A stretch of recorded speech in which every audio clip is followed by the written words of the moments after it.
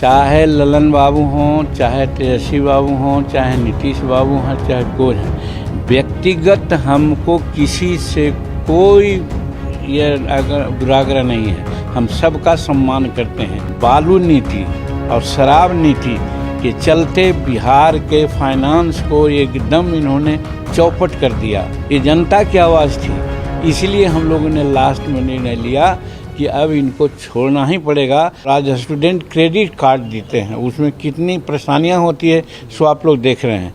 तो लोग हमसे कहते हैं कि उसको इम्प्लीमेंट काहे नहीं कराते हैं। और जो अनएम्प्लॉयड थे और डिग्री होल्डर नहीं थे, उनको हमने ठेका में आरक्षण दिया था कि 75 लाख रुपया तक के ठेका में हम आरक्षण देंगे।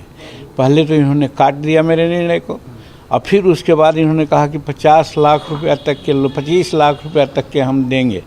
तो 25 लाख रुपया तक के ठेका में देने का कोई औचित आरक्षण नहीं था, इसलिए कि वो डिपार्टमेंटल होता है। तो जब इनको कही गई बात तब उसको एक्सटेंड किए 50 लाख कि 50 लाख तक ठेकेदारी में हम आरक्षण देंगे, लेकिन वो फाइल अभी भी फाइनेंस डिपार्टमेंट में पड़ा हुआ है। तो इसी तरह से हमने कहा था कि किसानों को आज क्या है, बिजली बिल के लिए लोग सब मारे मारे फिर रहे हैं, किसी को जेल जाना पड़ता है। और हमने कहा था कि 5 एकड़ ज़मीन रखने वाले किसानों को बिजली हम माफ़ कर देंगे, इन्होंने आज तक नहीं किया। तो किसान लोग हमसे कहता है कि तो क्यों नीतीश कुमार के साथ आप लगे हुए हैं। तो हम लोग इतना दिन उनको देखा, परखा कि भाई क्या करते हैं। तो इसी प्रकार से शेड्यूल कास्ट का भी मामला है, कहने में समय लगेगा, लेकिन सच्चाई यही है कि जिन बातों को हम इम्प्लीमेंट करना चाहते थे जिससे बिहार का भविष्य बदल जाता, उन बातों को कहते रहे और इन्होंने उस पर ध्यान नहीं दिया। अंतिम बात ये कहना चाहते हैं कि आज बालू नीति और शराब नीति के चलते बिहार के फाइनेंस को एकदम इन्होंने चौपट कर दिया और हमारे गरीब तबके के लोग इसमें ज़्यादा इम्प्लीकेटेड हो रहे हैं। बार बार अखबारों में भी बोल देते थे, हम असेंबली में भी बोले हैं, लेकिन इसमें कोई ध्यान नहीं। तो लोग यही कहता था कि तो काहे टिके हुए हैं, छोड़िए ना उनको, ये जनता की आवाज़ थी।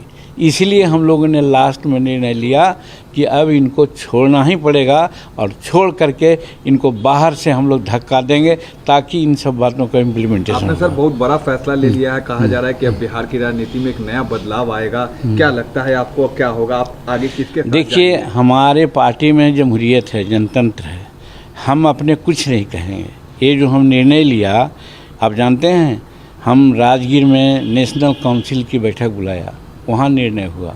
उसके बाद हम सारे विधायक मिल करके नीतीश कुमार को कहा ऐसी ऐसी बात है, आप इसको ज़रा देखिए, नहीं तो फिर हम लोगों के सामने दिक्कत होगी।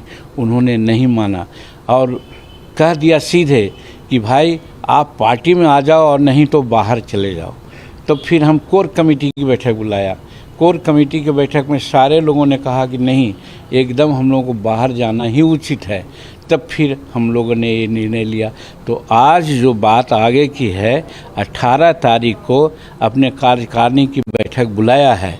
18 तारीख को कार्यकारिणी की बैठक में जो निर्णय होगा उसके बाद बताएंगे कि क्या करना है। ललन सिंह और तेजस्वी यादव ने कहा कि हम लोगों ने प्रॉपर इज्जत दिया था, मांझी जी को, उनके बेटे को भी इज्जत दिया था, मंत्री बनाया था, लेकिन फिर भी इस तरीके देखिए, चाहे ललन बाबू हों, चाहे तेजस्वी बाबू हों, चाहे नीतीश बाबू हों, चाहे कोई हैं, व्यक्तिगत हमको किसी से कोई ये दुराग्रह नहीं है। हम सबका सम्मान करते हैं।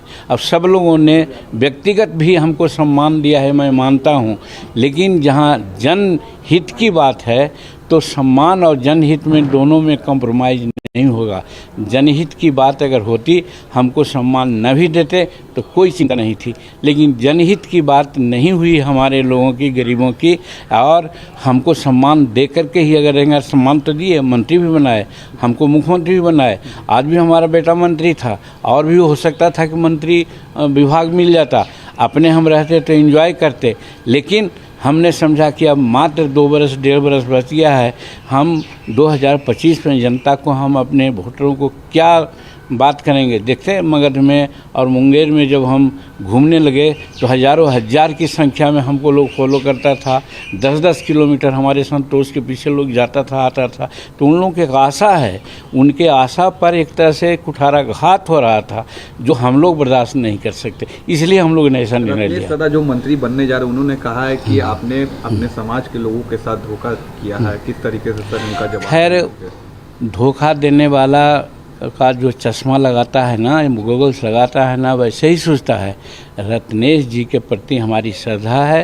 वो सुनते हैं कि मंत्री जी बनेंगे, मंत्री बने, समाज के लिए कुछ करें, तो हमारी शुभकामना है, सद्भावना उनके साथ।